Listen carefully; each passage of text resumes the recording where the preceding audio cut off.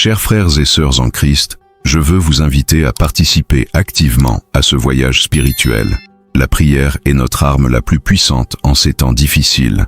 Comme Jésus nous l'a enseigné, priez et veillez à ne pas entrer en tentation. Matthieu 26, 41. Par conséquent, je vous demande de partager vos demandes de prière dans les commentaires. Quel que soit votre besoin, intercédons ensemble. La prière collective a un pouvoir extraordinaire, comme Jésus lui-même l'a promis. Là où 2 ou 3 sont assemblés en mon nom, je suis parmi eux. Matthieu 18, 20.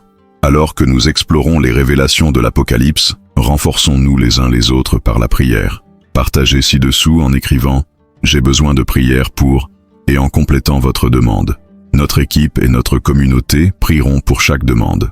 Si ce contenu vous touche, n'oubliez pas d'aimer et de vous abonner à la chaîne pour recevoir toutes les mises à jour sur cette série spéciale. Activez également la cloche de notification pour ne manquer aucun épisode de ce voyage à travers l'Apocalypse révélé. Passons maintenant au sujet de notre feuille de route. Thème 1. Les 7 sceaux. L'ouverture des prophéties.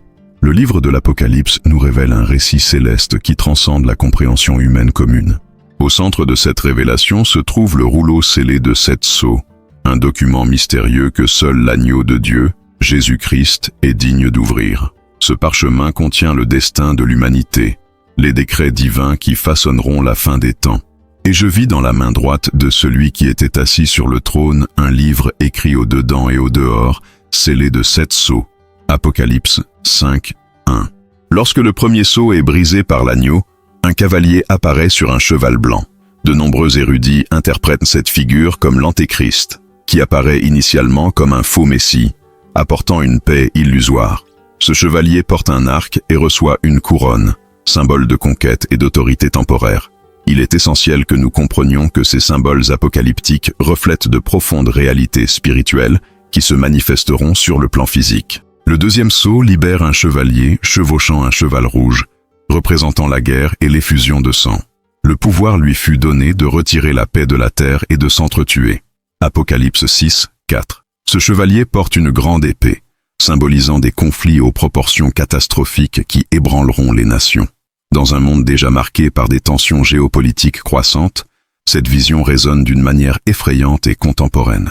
À l'ouverture du troisième sceau, un cavalier apparaît sur un cheval noir, portant une balance. Cette image symbolise la faim et la pénurie qui affligeront la terre. Une mesure de blé pour un denier, et 3 mesures d'orge pour un denier, et ne gâtez pas l'huile et le vin. Apocalypse 6, 6. Ces mots indiquent une époque où les aliments de base deviendront un luxe, tandis que les produits de luxe resteront accessibles aux privilégiés, révélant l'extrême inégalité de cette fin des temps.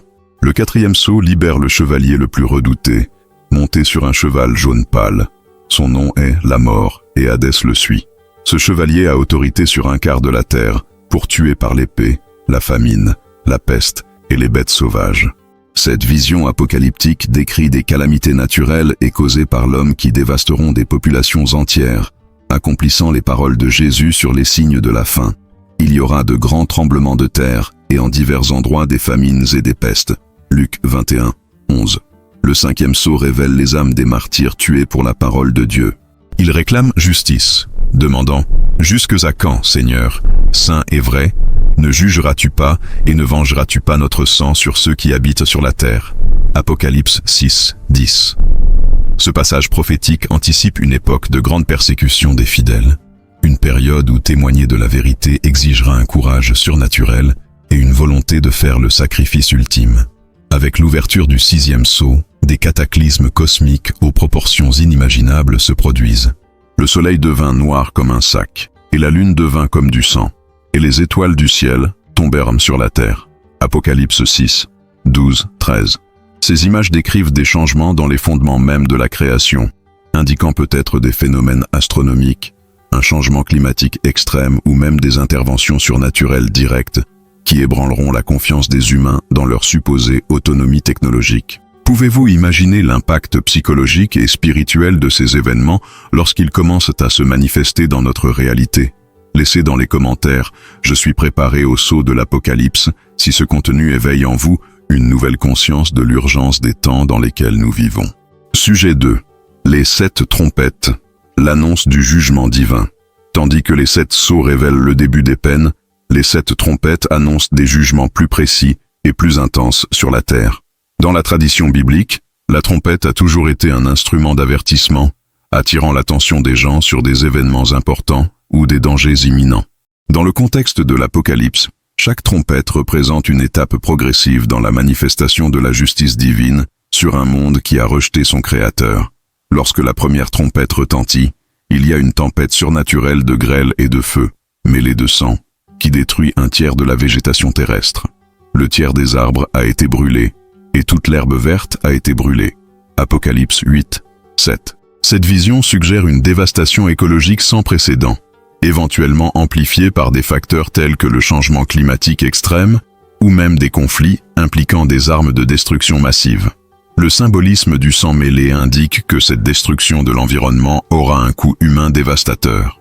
La deuxième trompette annonce quelque chose, comme une grande montagne brûlante de feu, jetée dans la mer, transformant un tiers des eaux en sang et tuant un tiers des créatures marines.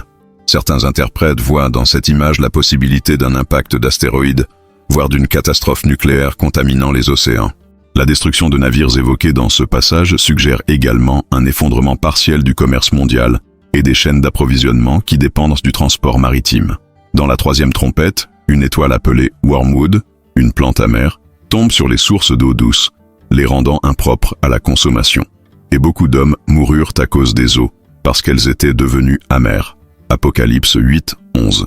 Cette prophétie résonne profondément de nos jours, alors que nous sommes confrontés à des crises mondiales de pénurie d'eau potable et de contamination croissante des aquifères et des rivières par des produits chimiques toxiques et la pollution industrielle, menaçant la durabilité même de la vie humaine dans de nombreuses régions.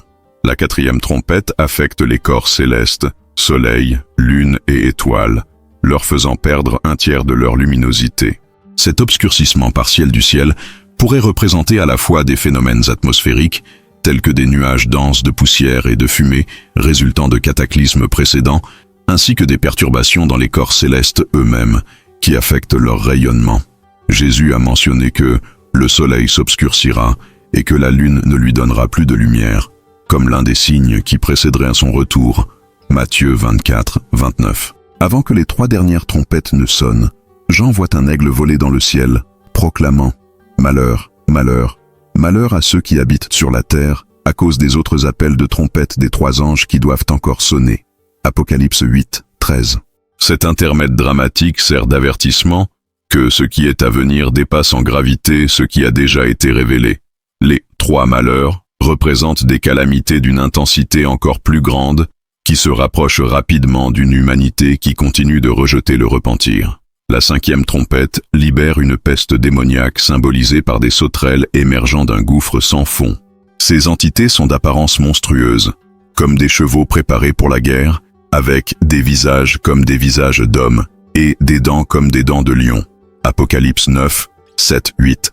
Ils ne détruisent pas la végétation, mais ils tourmentent les hommes qui n'ont pas le sceau de Dieu pendant 5 mois, avec des douleurs si intenses que beaucoup voudront mourir, mais n'y parviendront pas.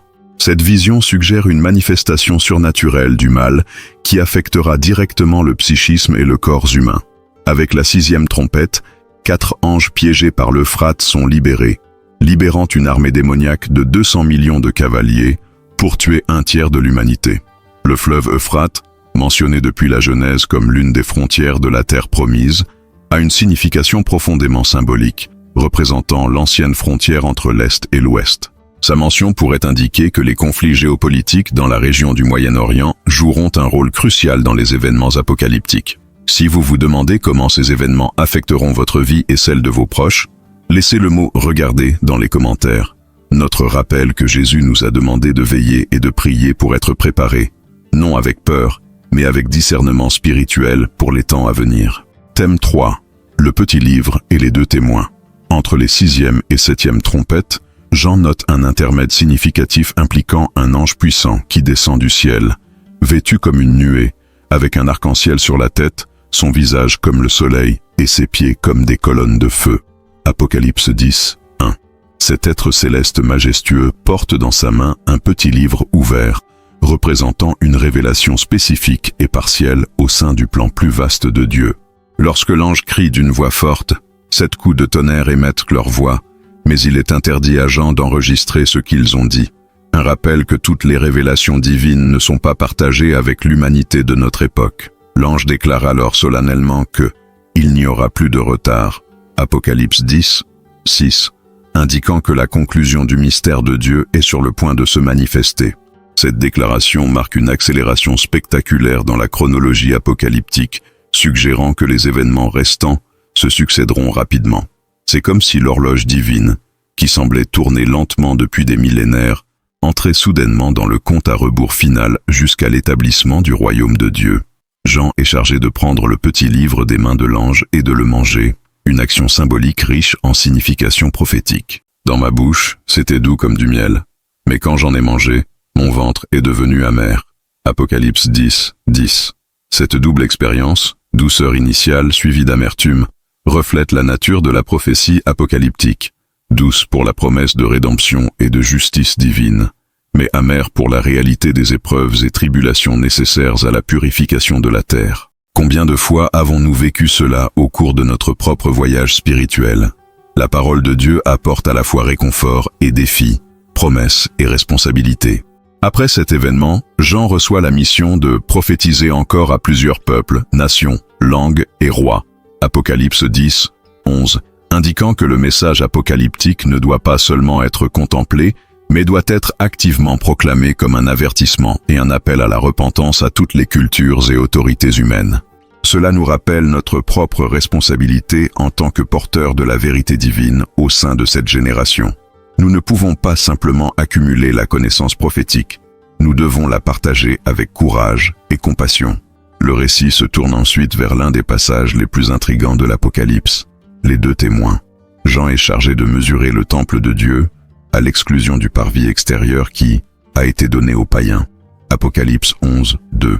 Cet acte symbolique de mesure dénote l'évaluation et la protection divine sur ceux qui adorent véritablement Dieu, tandis que le parvis extérieur représente l'Israël apostate ou l'Église nominale qui sera livrée à la profanation pendant le règne de l'Antéchrist.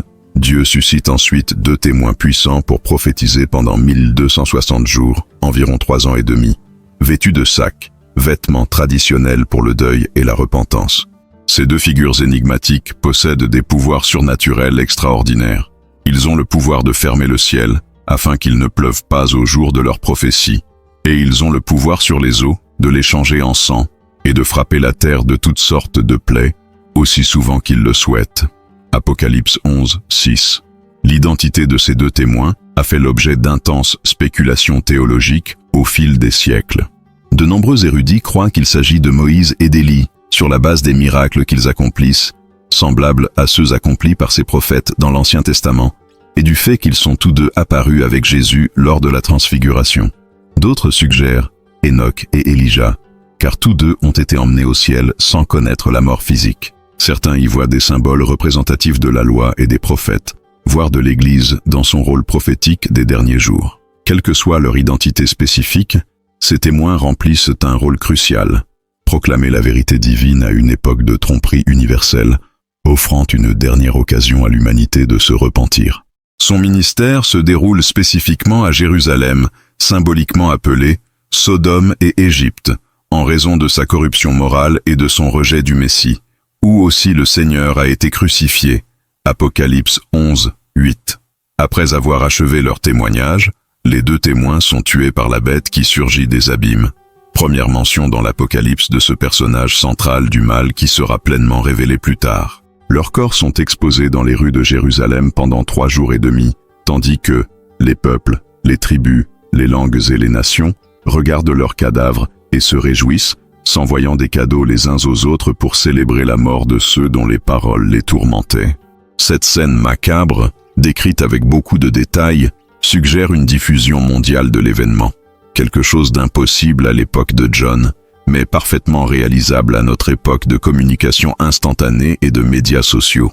Que signifieront ces événements extraordinaires pour une génération qui sera témoin de leur accomplissement?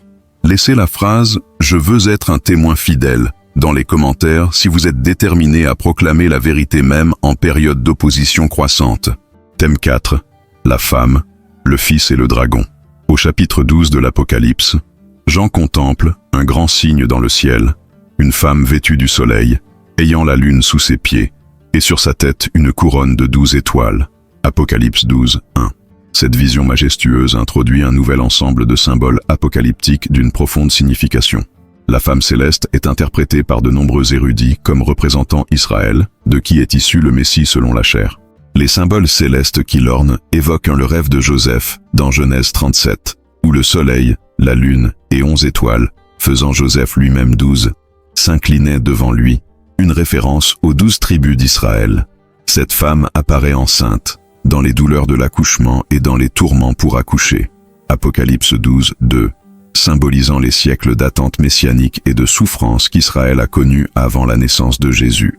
L'image des douleurs de l'accouchement est souvent utilisée dans les Écritures pour décrire les périodes d'angoisse qui précèdent des événements rédempteurs importants.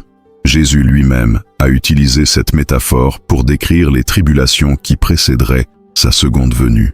La femme, au moment d'accoucher, se sent triste parce que son heure est venue, mais après avoir accouché, elle ne se souvient plus de l'affliction à cause de la joie de mettre au monde un homme. Jean 16, 21. Contrastant avec la gloire de la femme céleste, un autre signe apparaît dans le ciel, un grand dragon rouge, avec 7 têtes et 10 cornes, et sur ses têtes, 7 diadèmes. Apocalypse 12, 3. Le texte identifie clairement ce dragon comme étant l'ancien serpent, appelé Diable et Satan qui séduit le monde entier. Apocalypse 12, 9. Sa couleur rouge évoque le sang versé par son influence maléfique tout au long de l'histoire de l'humanité, tandis que ses multiples têtes et cornes suggèrent son influence sur les royaumes et empires terrestres. Le dragon se tient devant la femme, afin que lorsqu'elle aurait enfanté, il dévore son fils. Apocalypse 12, 4. Cette image rappelle la tentative d'Hérode de tuer l'enfant Jésus, mais elle représente également l'opposition satanique continue au plan rédempteur de Dieu, manifestée tout au long de l'histoire. La queue du dragon a traîné un tiers des étoiles du ciel et les a jetées sur la terre. Une référence possible aux anges qui se sont rebellés contre Satan et ont été chassés du ciel. La femme donne naissance à un enfant mâle qui gouvernera toutes les nations avec une verge de fer. Apocalypse 12, 5. Une allusion claire à Jésus-Christ et au psaume 2 qui prophétise la domination absolue du Messie sur les nations. Ce fils est rattrapé vers Dieu et vers son trône, faisant référence à l'ascension du Christ après sa résurrection. Nous voyons ici l'histoire condensée, depuis la naissance de Jésus directement jusqu'à son ascension, sans mention explicite de son ministère terrestre, de sa crucifixion et de sa résurrection. Cette condensation est caractéristique du langage apocalyptique, qui compresse souvent les événements historiques pour mettre en évidence des liens thématiques plutôt que des séquences chronologiques détaillées. Après que son fils ait été enlevé, la femme s'enfuit dans le désert, où Dieu lui a préparé un lieu, afin qu'elle y soit nourrie pendant 1260 jours. Apocalypse 12, 6. Cette période de 3 ans et demi correspond à la seconde moitié de la semaine prophétique de Daniel, la période de la grande tribulation. De nombreux interprètes voient ce passage comme une référence à la protection surnaturelle d'un reste fidèle d'Israël pendant le règne de l'Antéchrist. Le récit décrit ensuite une guerre au ciel, Michel et ses anges combattant le dragon et ses anges. Ce conflit cosmique aboutit à l'expulsion définitive de Satan et de ses partisans du royaume céleste. Le grand dragon, le serpent ancien, appelé le diable et Satan, le séducteur du monde entier, a été précipité. Il a même été précipité sur la terre, et ses anges avec lui. Apocalypse 12, 9. Cet événement marque une intensification spectaculaire de l'activité démoniaque sur terre, alors que l'ennemi agit désormais avec une fureur accrue, sachant qu'il lui reste peu de temps. Apocalypse 12, 12. L'expulsion de Satan du ciel provoque une proclamation céleste de victoire. Maintenant sont venus le salut et la puissance, et le royaume de notre Dieu, et l'autorité de son Christ. Apocalypse 12, 10. Cette annonce anticipe la victoire finale de Dieu, alors même que la bataille continue sur terre. Les saints du ciel sont décrits comme ayant vaincu l'accusateur, à cause du sang de l'agneau et à cause de la parole de leur témoignage, et ils n'ont pas aimé leur vie jusqu'à la mort. Apocalypse 12, 11. Cette triade de victoire, le sacrifice du Christ, le témoignage fidèle et la volonté de mourir en martyr, demeure le modèle de la victoire spirituelle à toutes les époques. Chassé du ciel, le dragon poursuit la femme sur terre. Elle reçoit les deux ailes du grand aigle, symbole de protection divine, évoquant la sortie d'Israël d'Égypte, lorsque Dieu transporta son peuple sur des ailes d'aigle. Exode 19, 4. Le dragon tente de la détruire en jetant de sa bouche, après la femme, de l'eau comme une rivière, symbolisant peut-être des armées ou une persécution intensifiée, mais la terre a aidé la femme en absorbant la rivière. Frustré dans sa tentative de détruire la femme, le fidèle Israël, le dragon tourne sa fureur contre le reste de sa descendance, ceux qui gardent les commandements de Dieu et ont le témoignage de Jésus. Apocalypse 12, 17, indiquant une persécution intensifiée contre les chrétiens à la fin des temps.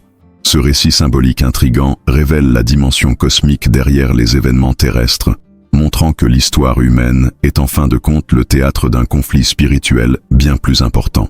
Laissez le mot « vainqueur » dans les commentaires si vous êtes déterminé à faire partie de ceux qui vainquent le mal par le sang de l'agneau, la parole de votre témoignage et la consécration totale de votre vie à Dieu. Thème 5. Les deux bêtes, pouvoir politique et religieux de l'Antéchrist. Le chapitre 13 de l'Apocalypse présente deux personnages sinistres qui seront des instruments clés dans la stratégie ultime de Satan, visant à tromper et dominer l'humanité. J'en vois une bête sortant de la mer, ayant 10 cornes et 7 têtes, et sur ses cornes 10 diadèmes, et sur ses têtes des noms de blasphème. Apocalypse 13, 1. Cette première bête, qui surgit de la mer, traditionnellement symbole des nations gentiles et du chaos, représente une puissante entité politico-militaire qui dominera le monde dans les derniers jours. La description physique de cette bête combine des éléments des 4 empires mondiaux représentés par des animaux dans la vision de Daniel 7, comme un léopard, avec des pieds comme un ours et une gueule comme un lion, suggérant qu'elle incarne toutes les caractéristiques brutales, la rapidité de conquête et la férocité des empires précédents. Le dragon, Satan, accorde à cette bête sa puissance, son trône et une grande autorité. Apocalypse 13, 2, indiquant que l'empire de l'Antéchrist sera directement dynamisé par les forces sataniques, dans une parodie perverse de la relation entre le Christ et le Père. Un détail intéressant à propos de cette bête est qu'une de ses têtes semblait avoir été mortellement blessée, mais sa blessure mortelle était guérie. Apocalypse 13, 3. Cet apparent miracle suscite l'admiration universelle. La terre entière, émerveillée, suivit la bête. De nombreux interprètes voient ici une possible référence à une fausse résurrection ou à la surprenante restauration d'un empire qui semblait avoir été détruit. Certains suggèrent une renaissance de l'empire romain sous une forme ou une autre. D'autres interprètent cela comme faisant référence à l'Antéchrist lui-même, souffrant d'une blessure apparemment mortelle et étant ressuscité dans une imitation blasphématoire de la résurrection du Christ. Le culte adressé à la bête révèle la nature fondamentalement religieuse du système de l'Antéchrist. Ils adorèrent le dragon parce qu'il a donné son autorité à la bête. Ils adorèrent aussi la bête. Apocalypse 13, 4. Les gens déclarent « Qui est comme la bête ? Qui peut lutter contre elle ?» Une parodie blasphématoire des déclarations bibliques sur l'incomparabilité de Dieu. Exode 15, 11. Ce culte du pouvoir humain et de l'état totalitaire représente l'idolâtrie politique dans sa forme la plus extrême. Cette bête reçoit le pouvoir d'agir pendant 42 mois, encore une fois la période de 3 ans et demi de la grande tribulation. Pendant ce temps, elle profère des arrogances et des blasphèmes contre Dieu, son nom, son tabernacle et ceux qui habitent au ciel, reçoit le pouvoir de faire la guerre aux saints et de les vaincre, et l'autorité sur toute tribu, tout peuple, toute langue et toute nation. Apocalypse 13, 7, établissant le premier gouvernement véritablement mondial de l'histoire de l'humanité. Jean voit alors une autre bête sortir de la terre. Elle avait 2 cornes, semblables à un agneau, mais elle parlait comme un dragon. Apocalypse 13, 11. Alors que la première bête représente le pouvoir politico-militaire, cette seconde bête, émergeant de la terre, symbolisant peut-être Israël, représente un faux système religieux. Ces 2 cornes d'agneau suggèrent une imitation du Christ, le véritable agneau de Dieu, mais sa voix de dragon révèle sa véritable nature satanique. Ce personnage est identifié plus tard dans l'Apocalypse comme le faux prophète. Apocalypse 16, 13, 19, 20, qui dirige le culte religieux vers la première bête. Le faux prophète exerce toute l'autorité de la première bête en sa présence. Il fait que la terre et ses habitants adorent la première bête. Apocalypse 13, 12, établissant une union perverse entre le pouvoir politique et le pouvoir religieux. Il accomplit de grands miracles, afin que même le feu du ciel descende sur la terre devant les hommes. Apocalypse 13, 13. Ces miracles spectaculaires, opérés par une puissance démoniaque, seront utilisés pour valider les affirmations du système antichrétien, comme l'a prédit Jésus. De faux Christ et de faux prophètes surgiront, accomplissant de grands miracles et des prodiges pour tromper, si possible, les élus eux-mêmes. Matthieu 24, 24. L'une des actions les plus significatives du faux prophète est la création d'une image de la bête, et l'octroi de la vie à cette image, afin qu'elle puisse parler et ordonner la mort de ceux qui refusent de l'adorer. Cette référence énigmatique pourrait indiquer une statue animée par une technologie avancée, ou une possession démoniaque, ou elle pourrait représenter symboliquement une institution ou un média qui promeut le culte de la personnalité de l'Antéchrist et identifie ceux qui résistent. Enfin, la deuxième bête met en œuvre la fameuse marque de la bête. Personne ne peut acheter ni vendre si ce n'est celui qui a la marque, ou le nom de la bête, ou le numéro de son nom. Apocalypse 13, 17. Cette marque sera imposée sur la main droite ou sur le front, lieu à signification symbolique représentant les actions, main, et la pensée ou la loyauté, front. Le système économique mondial sera repensé pour exclure ceux qui refusent cette marque, créant ainsi une puissante incitation au compromis et au conformisme. Le chapitre se termine par l'énigmatique « Nombre de la bête » 666. Voici la sagesse. Que celui qui a de l'intelligence calcule le nombre de la bête, car c'est le nombre de l'homme. Or ce nombre est 666. Apocalypse 13, 18. De nombreuses théories ont été proposées sur la signification de ce nombre, notamment des calculs numériques basés sur des noms, gématrie, le symbolisme du chiffre 6 comme représentant l'imperfection humaine, contrairement au chiffre 7 parfait, ou une référence à un futur système d'identification. Ce qui est clair, c'est que ce système impliquera une intégration sans précédent du contrôle politique, économique et religieux, exigeant une loyauté totale envers l'Antéchrist. Ceux qui restent fidèles au Christ seront confrontés à l'exclusion économique et à la persécution physique, mais ils recevront un sceau divin différent, le nom de l'agneau et du Père écrit sur leur front. Apocalypse 14, 1. Laissez la phrase « fidèle jusqu'au bout » dans les commentaires si vous êtes déterminé à rester fidèle au Christ même face aux pressions sociales, économiques et religieuses visant à compromettre votre foi. Thème 6. Les 144 000 et la récolte finale. En contraste direct avec les visions terrifiantes des bêtes, le chapitre 14 d'Apocalypse s'ouvre sur une scène glorieuse. L'agneau debout sur le mont Sion, accompagné de 144 000 personnes qui ont son nom et celui de son Père écrit sur leur front. Apocalypse 14, 1. Cette vision nous rappelle avec force que même dans les moments les plus sombres de l'histoire humaine, Dieu préserve un reste fidèle. Le mont Sion, souvent associé dans les Écritures à la cité de Dieu et à son royaume, symbolise ici la présence et la protection divine. Ces 144 000 sont les mêmes que ceux mentionnés précédemment au chapitre 7, représentant un nombre symbolique parfait, 12, 12, 1000 de croyants scellés par Dieu.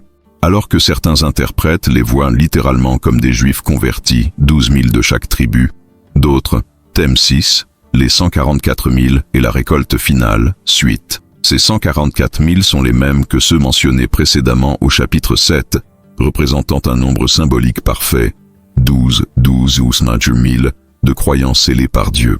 Alors que certains interprètes les voient littéralement comme des Juifs convertis, 12 000 de chaque tribu, d'autres les considèrent comme un symbole de tous les croyants, la totalité des rachetés qui restent fidèles pendant la grande tribulation. Jean les entend chanter un chant nouveau, que personne d'autre ne pourrait apprendre, une mélodie céleste qui célèbre leur rédemption unique par l'effusion du sang de l'agneau. Ces fidèles sont décrits comme ceux qui ne se sont pas souillés avec des femmes, parce qu'ils sont chastes. Apocalypse 14, 4. Ce langage ne doit pas être interprété comme un dénigrement du mariage physique, que la Bible honore clairement, mais comme une métaphore de la pureté spirituelle, ceux qui ont résisté à la séduction idolâtre du système de la bête, souvent comparé à l'adultère spirituel dans les Écritures. Ils suivent l'agneau partout où il va, démontrant une dévotion totale au Christ même face à de graves persécutions. Ils ont été achetés parmi les hommes, prémices pour Dieu et pour l'agneau. Apocalypse 14, 4. Le terme « prémices » suggèrent qu'ils ne représentent que le début d'une moisson spirituelle bien plus grande à venir. Jean observe ensuite 3 anges volant dans le ciel, chacun apportant un message crucial aux habitants de la terre dans les derniers instants précédant le retour du Christ. Le premier ange proclame